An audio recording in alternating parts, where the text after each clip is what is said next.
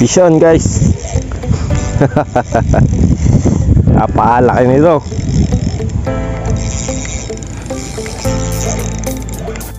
So apaalaki guys ng pumusag. Diyan lang. Sobrang laki, as in malaki talaga. Parang alam nyo yung may nagdive sa swimming pool, ganun yung kalabog ng tubig. Ibig sabihin, ayun, nagluluntagan yung mga isda. Nako, pagka kinagatan ng malaki to, hindi kaya ng hook tong ano ko.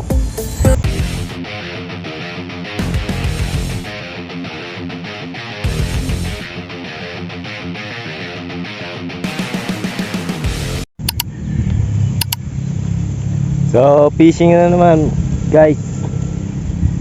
Etong setup natin. So palagi ko naman pinapakita tong setup na to, pero para sa mga bagong viewers na rin ano. So telescopic GoTo Flame yan mga idol. So teka lang ha, nag-iisa tayo.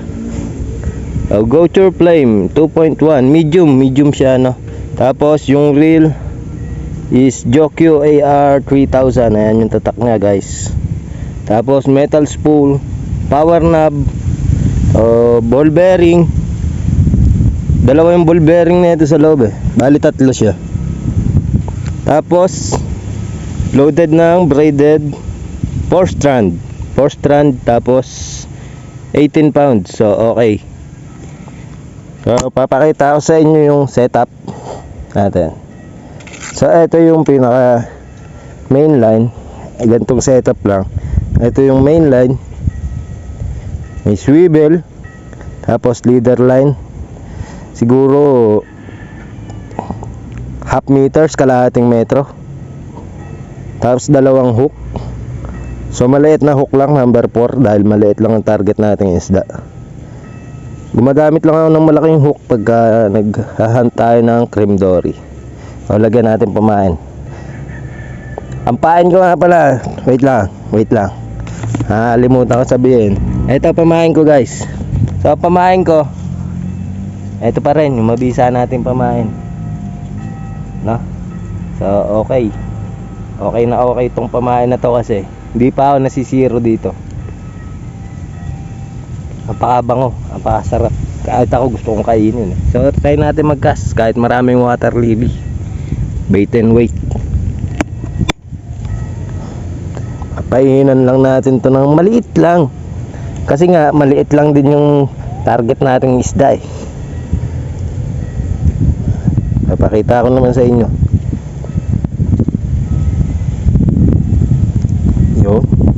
Yun.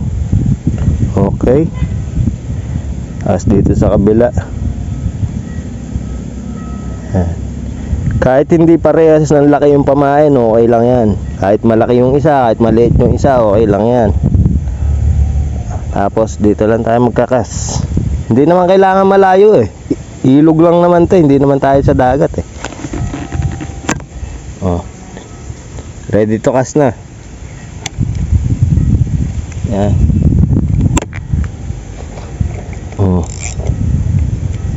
Open back. Ganyan lang ako mag-cast, sir. So pagilid lang. Di ba? Isang kamay lang pag-cast. Okay na yung ganon. Tapos hintay na lang ng kagat. Hintay na lang tayo ng kagat dito. Mabilis lang yan. Mabilis lang ang kaagatan ngayon dito ng isda. Maganda yung tubig, medyo malabo. Tapos may mga active na isda dyan sa gilid. So ibig sabihin mga active yung isda natin ngayon. Makakadali tayo ngayon ng isda dito 100%. Nung nakaraan nakadali yung tilapia Ito lang yung pamain kong gamit, nakadali yung tilapia. So ngayon sana makadali tayo ng mga rohu. Gamit naman natin mabis ang pamain natin na ginagawa rohu. Yung harvest mode na rohu sana. Tagusan kasi araw dito nakakasira sa camera na against the light tuloy ako So yun, huli agad yung water lily. Dat pala doon ako nagkas. Kasi doon nadadaanan ng water lily. Diba? Siya nga pala guys, palike naman ng video. Nanonood kayo sa akin, palike naman ng video. Then comment nyo kung taga saan kayo para alam ko kung saan nakakarating yung video ko. Maraming salamat. Oh, ano yun? Strike na ba yun? Strike na ba yun? Water lily, ang daming water lily. So makunat yung pamain na yan. Kahit mamaya ako na iahon yan hanggat wala pang kumakagat. Sana lang walang nanguryente ngayon. Kasi pagka may nanguryente nga, hirap ako magpakagat. Yun lang ang kalabang ko mga nanguryente. So may kalaliman yung tubig ngayon dahil nakalubog yung mga bato dito. Pagka mababaw kasi lumalabas yan. So, may kalaliman, malabo, tapos maraming water lily. Ayun, may pumusag oh. Kita nyo yan?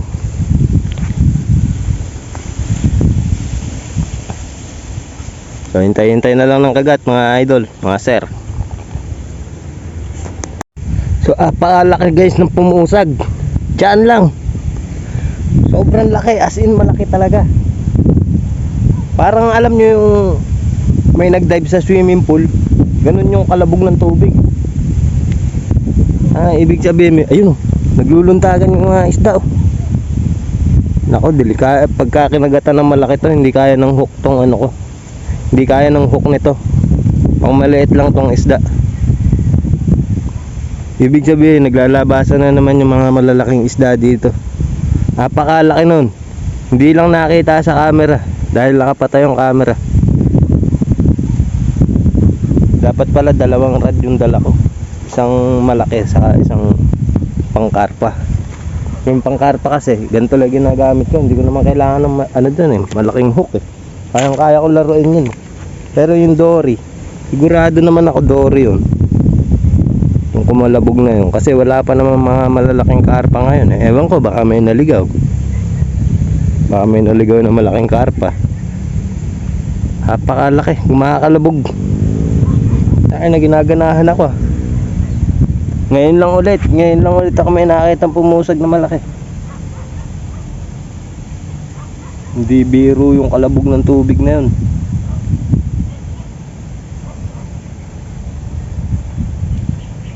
Dapat pala dalawa yung setup kong dala. Dapat pala dinala ko yung medium heavy ko. Tapos nagpain ako kahit ang tawag doon, kahit manggang hinog. Pwede naman yung manggang hinog eh. Kundori talaga yun Pero apakalaki talaga. Puro talaga na yung nasasabi ko. Sobrang laki. Umalabog eh. Hindi lang nakita yung bilog sa camera, pero mahangin kasi kaya yung pusag nabubura agad yung bilog. Napakalaki dyan oh. Parang may nagdive na bata, ganun ang kalabog eh. Parang may nagdive na tao sa tubig. Mahuhuli din kita. Next vlog magdadala ako medium heavy setup. Papainan kita ng maganda. So pagka may mga malalaking ganun, kadalasan walang maliit. Wala ka mahuhuling mga maliliit kasi takot yung mga maliliit. Kinakain sila nun eh. Yung ano nga pala guys, yung cream dory, invasive species yan, no? Nangangain yan ng mga isda na native sa atin. Kaya salot din kumbaga. Salot naman talaga. Kasi kinakain niya yung mga isda natin eh. Kaya kadalasan wala na tayong nahuhuli dahil nga sa ganon. So dito, maraming cream dory dito. Ewan ko ba't di maubos-ubos. Pero masarap din naman yung cream dory. Yun nga lang, nangangain nga ng isda. Masaya para sa mga anglers. Pero sa mga mangingisda talaga na hanap buhay yung panghiisda, wala na silang mahuhuli mga tilapia. Kasi mga nauubos na nung cream dory. Mahuhuli ko yung cream dory na, pabilis ulihin. Bito ka lang ang pamain.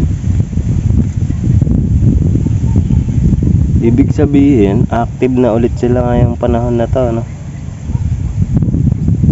Pwede ulit tayo mag cream dory hunting nito. Next vlog, try natin mag spot dito ng ano, pumesto tayo ng pang cream dory. So maglalabasan nga pala talaga kasi malalim yung tubig. Malalim, malabo. Ganyan-ganyan yung huli ko nun eh. Ganyan-ganyan yung panahon nun. May nakatali pang isda dito. Ano ba to? Iniwan na dito. Ayan, patay. Hindi na lang ni-release. Ito guys, oh.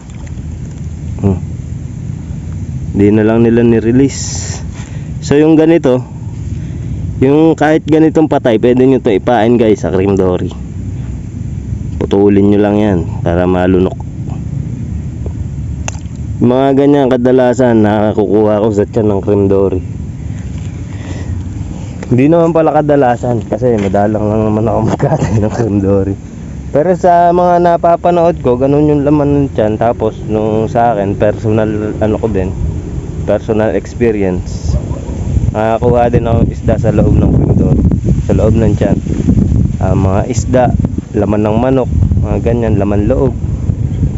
Talaga yung karne din, saka laman loob. Sana walang kumagat na malaki dito kasi uunat lang yung taga dyan.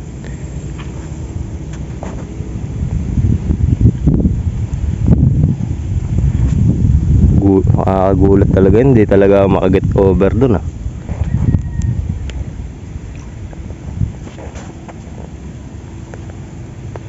May inom ako ng tubig, kumalabog eh. Bukas pagka nandyan pa yung isda na yan, papain ko yan. Papain ko sa cream dory yan.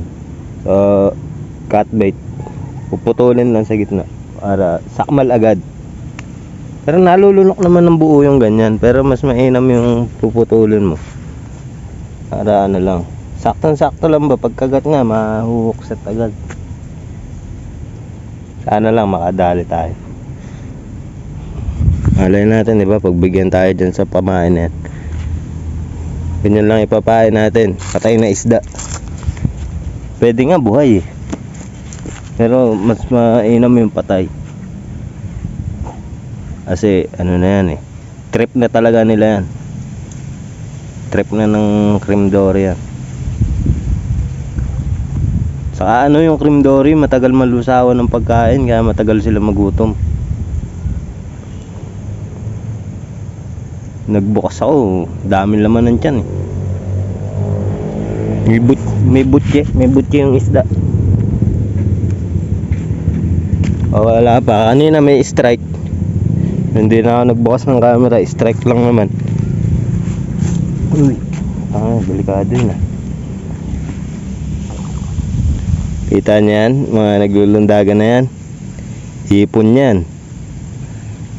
Dami no. Oh. Pinagtitripan nila yung water lily, kinakagat yung ugat.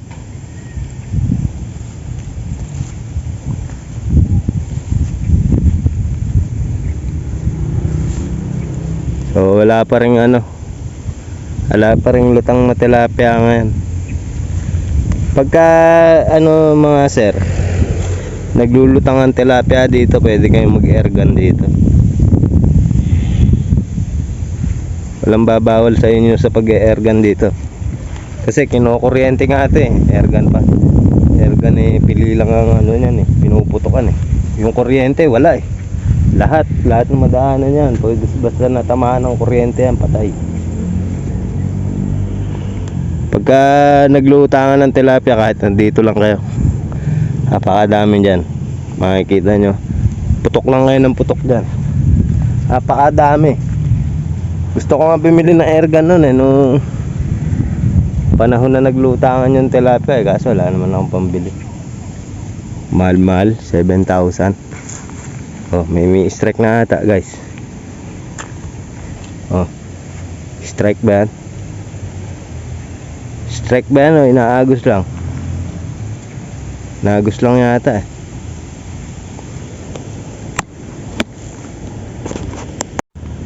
Tingnan ko nga, galaw ng galaw eh. Baka nakakagat na dito eh.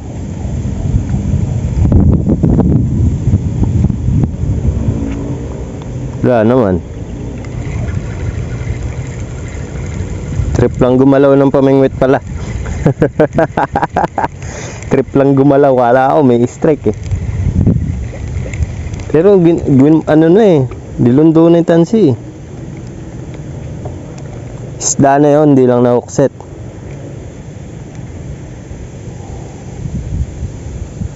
Pain na naman. Mag-alala, makakadali ka rin.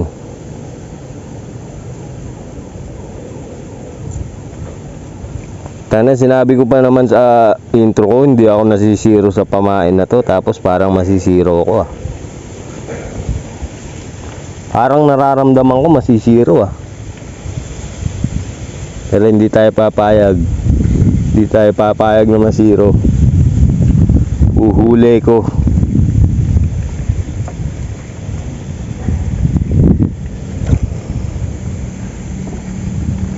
Uhuli tayo.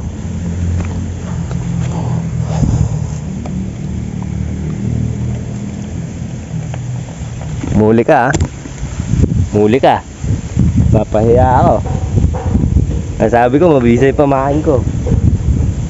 Pero huli yan guys. Hindi ako pinapahiya ng pamain na to. Ano lang yan, nagpapasabik. Nagpapasabik lang yan guys. Maya maya nun, babanata na yan eh. Sinusunog dun oh. Ayun o, kita nyo yung usok. Zoom natin, try natin. Ayun o, sinusunog oh. Pag naubos yan, ganda pa yung meso dyan. Kaya naubos yung damo kasi magdadala lang na ano, payong. Kasi may init dun eh. Dito, kaya dito ako palagi pumipesto. Ayan, nakita nyo naman, lilim na lilim, di ba? Napakainit sa paligid. Oh, dito lilim. Kasi may puno. Ayan, salamat sa kalikasan. May maganda tayong pwesto. Hindi na kailangan magdala ng payong. Kaya dito ako palagi naka-spot. Kaya kung nagsasawa na kayo, comment nyo lang. Dito pa rin ako i-spot. Ang iinit kasi may mga dami namang spot dyan sa mga gilid ng damo na yan. Kaso mga pangit. Dito lang talaga maganda eh. Kasi bukod sa flat na yung lupa, flat yung paan mo, malilim pa yung pwesto, malinis, hindi makakapal yung damo, yung daanan, all goods na all goods, kasyang kasya ka, hindi ka sasabit sa damo, hindi ka mangangati, hindi ka mukha sa mga ganyan. O pagpasok mo pa lang dyan, mangangati ka na agad dyan, hindi ka na makapag-fishing na maayos, kakamot ka na lang na magkakamot. Malakas yung apoy dun, no? Kapal lang ng usok ko.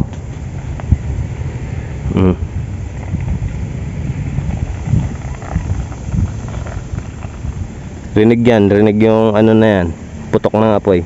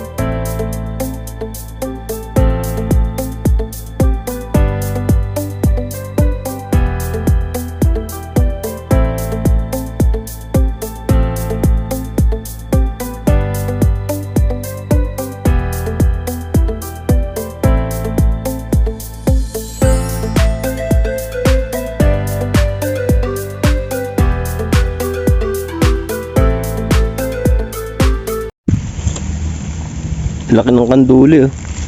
Buhay pa. Buhay pa guys, sumihinga-hinga pa. Uy, tara dito. Gago. Humihinga-hinga pa guys, kaso nakalutang na.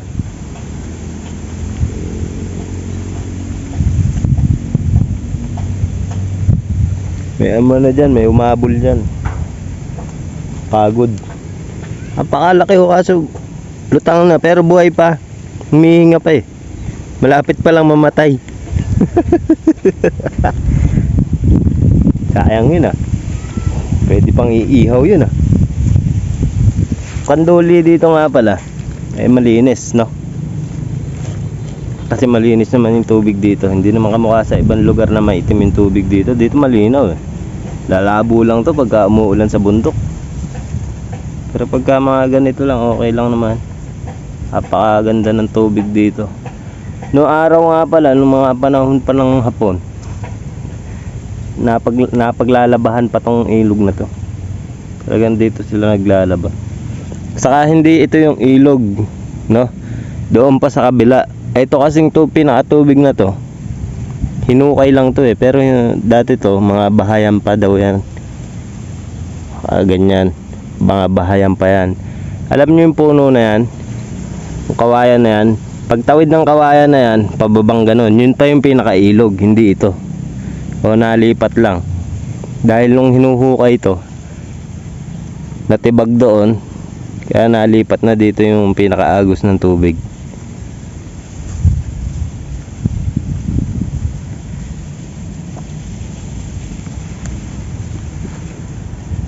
Lumalalim nga yung tubig nito. Kasi ano eh, may namamatay na kanduli. Yung kanduli, ewan ko sa kanduli dito, napakahina ng loob. Lumalim lang ng konti yung tubig, mamamatay. Bumabaw ng konti, mamamatay. Kaya siguro hirap din humuli ng isda dito dahil sa pabago-bago ng tubig.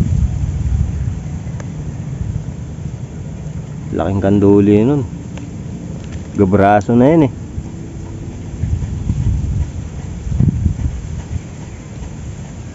Siguro hinahabol ng dalag, di man ng dory.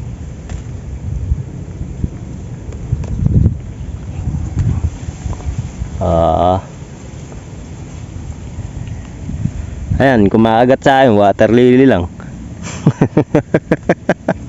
Tain lang yun. Dami-daming kakagat, water lily pa. Ayun pa isang malaki oh, isang malaking water lily. Kaya sumabit sa pamingwit ko, wala na, uwi na ako. Kakasira-sira na eh. Pagka kasi lumalalim, yung mga nai-stack na water lily sa gilid dyan, sa paligid na yan, sa taas, ay naagos niya mga water lily na yan dito. Mawawala lang yung water lily na yan pagka lumalim yung tubig nang hanggang dyan. Lulubog tong batuan na to, mauubos yan. Tapos matagal pa ulit bago sila tumubo.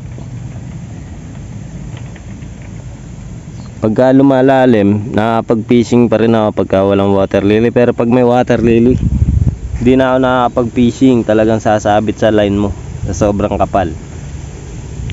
Pero kung agos lang, sa lakas ng agos, madali lang naman gawan ng paraan.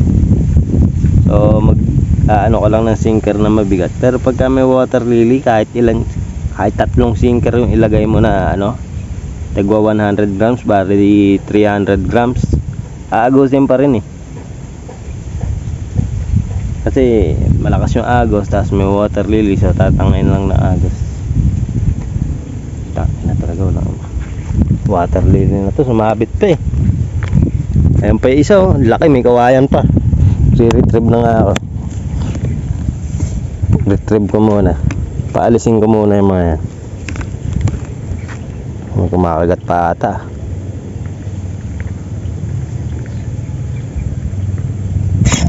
Fish on. Fish on guys. Laki. Tingnan nyo yung reel ko, tumatakbo. Oh, ang paalaki na ito, nagdradrag guys. Dali na naman tayo na malaki oh. Iyak talaga yung reel oh. Tanginang sumabit lang.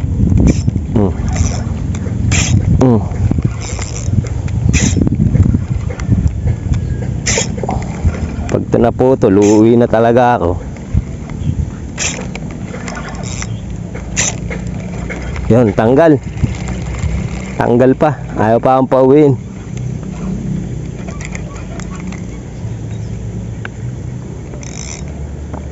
Ano yung sumabit? Hindi naman yung hook. Yung sinker. Yung sinker yung sumabit ay may gas-gas oh. Ito, laki ng water lily oh. Palampasin ko muna yan bago ako mag-hagis ulit. Sana naman makadali pa tayo.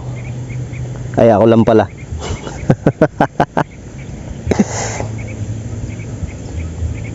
Sana naman makadali pa. Pagka ganyan yung water lily yung sumabit sa'yo, para ka nagre-retrieve ng bangka dyan. Pagka ganyan kalaking water lily, pakabigat nyan. Nasabitan na ako ng ganyan, isang isla. Kadalasan may mga ano sa ganyan eh, may mga alupong. Alam niyo yung alupong? Yung ano ba tawag doon? Yun na tayong Philippine Cobra eh. Philippine Cobra, makamandag. Kadalasan sa mga ganyan yun nakapwesto sa mga water lily. Pwede na tayo mag-cast, nakalampas na.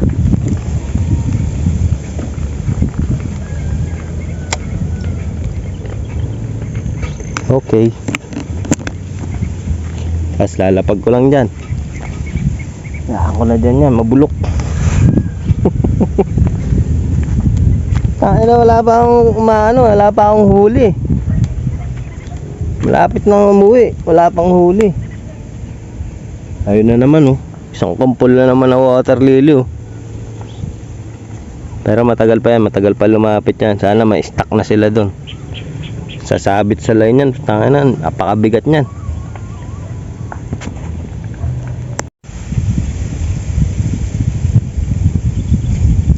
Puro harina na yung ano ko ang reel ko puro masa.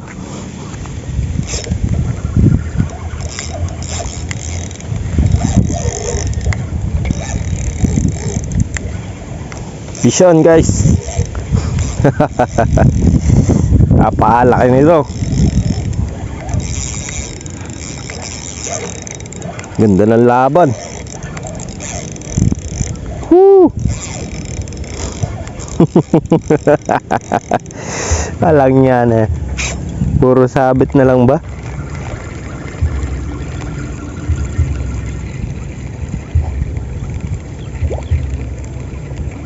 Uy.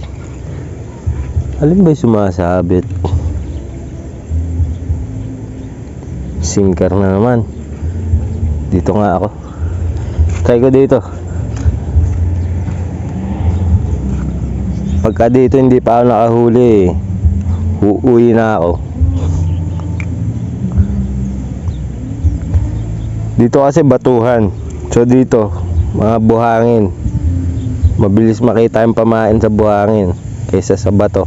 Pagka yung pamain nyo naipit sa bato, siyempre mahirapan na isda dun. Nakita nyo naman, puro sabit ako dito. Ba't ka nagkaroon ng sabit dyan? Dati namang walang sabit. Dito tayo guys.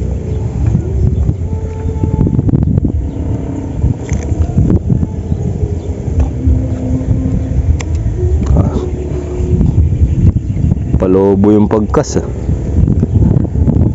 dito tayo maghintay ng kagatan. Dito maraming inuhuli yung mga bata dyan. Yan, dyan lang natin yung pamingwit na yan. Kahit strike lang, pagbigyan nyo na ako kahit strike na madiin-diin.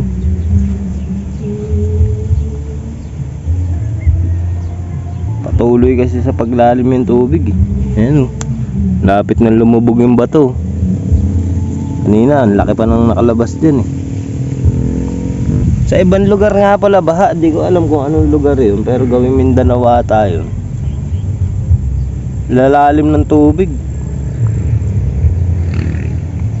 Halos lumubog na yung bahay. Nakita ko lang sa sa Facebook, kaso wala naman location eh.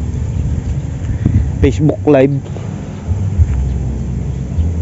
Dami talagang water lily. Yun talaga pinakasagabal talagang pagpipishing. Wala nang kumakagat sa'yo, sasabitan ka pa ng water lily.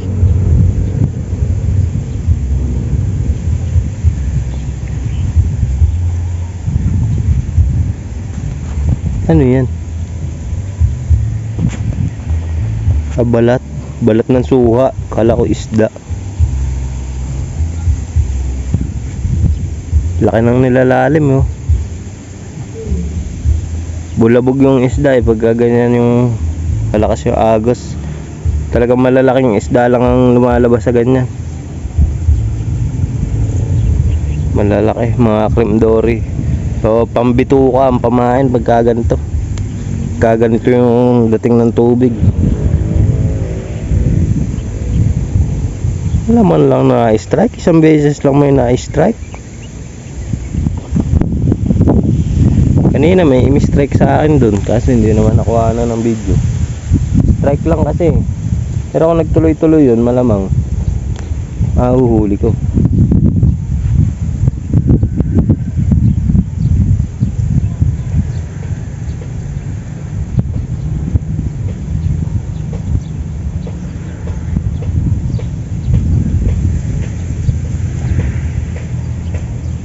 Takot na dito sa spot ah. Tagal ko nung hindi nakakapagdamo dito eh.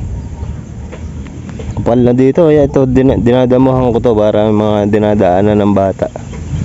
Maluwag sila nakakadaan. Kaso ngayon tumutubo na yung mga damo.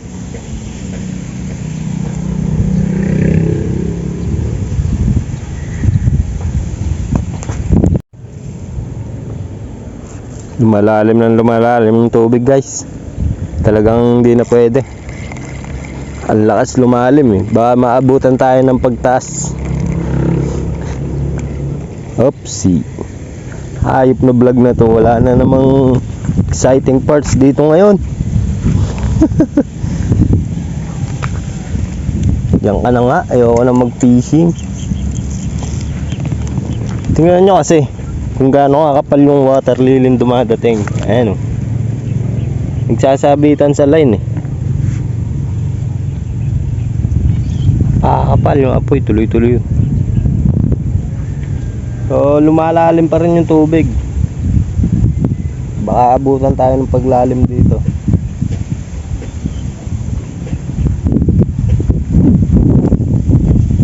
May tira pa akong pamain oh.